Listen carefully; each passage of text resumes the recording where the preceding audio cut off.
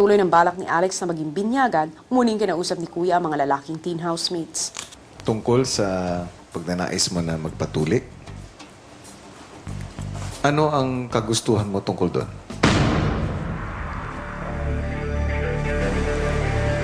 I want to do dito. Pumapayag na ako na magpa-circumcise ka habang ikaw ay narito sa loob ng aking bahay.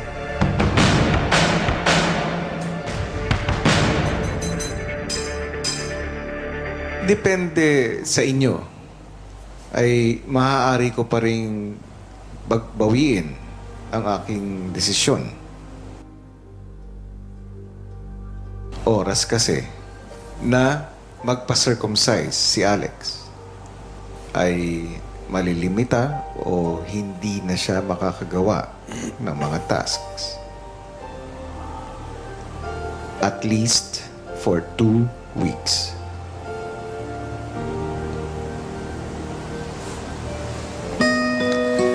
Handa ba kayong suportahan siya? Opo. Thank you, guys.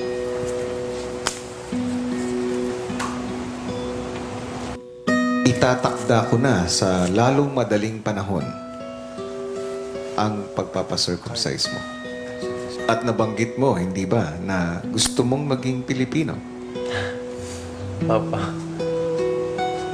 Alam mo ba na merong tradisyonal na paraan kung paano magpatuli ang mga Pilipino? Kung tawagin dito ay depukpok. It is... that. Sinong nakakaalam sa inyo ng pokpok na paraan ng pagtutuli? Ako po. Ikaw, EJ? Opo. Ikaw din, Jolas? Nakwento lang po sa akin, Papa. Kasi po sa amin ganun yung ginagawa. Pero ako sa doktor ako.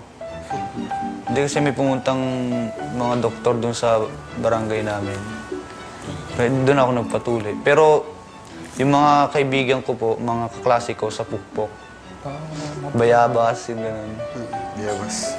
Sige. Makakatulong yan para kay Alex. Sa pagbalik sa kwarto, nagpaliwanag ang mga boys kay Alex. May isang kahoy. Inside. Matigas na kahoy. Inside. Inside. This is your... Inside the skin. Inside. Tapos, knife. Or kahit ano. Then, One. Then, tingnan na. One. Two. They do it 3 times. Yeah. Two or three. Two or three. Why can't they do it 3 times? If you do this... Why can't they do it thus? If they miss. Hurt a lot. Tingin ko lang. Oh, does it bleed a lot? Natin to eh. I guess. Lalang natin. Yeah, my brother... Oo. You saw Kakasakit it? sa unang gabi. No. Yeah. Yeah. Sabihin. Bago matapos ang araw, mag-isang kinausap ni Kuya si EJ. Nung isang araw ay nabanggit mo sa akin ang pagnanais mo na maikwento mo sa iyong mga housemate ang tunay mong pagkatao. Opo. At ano ang pumipigil sa'yo para ikwento yon? Yung may palabas po. Tsaka malaman nung tatay ko na alam ko na. Gusto ko muna po sanang makausap yung papa ko tapos sabihin ko kahit sa buong mundo na yung tunay na pagkatao ko. Iniisip ko lang po talaga si papa. Gusto mong makausap ang iyong ama tungkol dito. Oo. Parang di ko din po kaya. Kailangan mong maging matapang sa pakikiharap sa katotohanan. Dahil kung hindi, ay patuloy ka lamang mabibilanggo sa iyong takot. Kung bibigyan kita ng pagkakataon na makausap mo ang iyong ama, upang sa gayon ay hindi ka na matakot na ilahad ang katotohanan tungkol sa iyong pagkatao sa iyong mga housemates. Kausapin mo ba siya? Opo.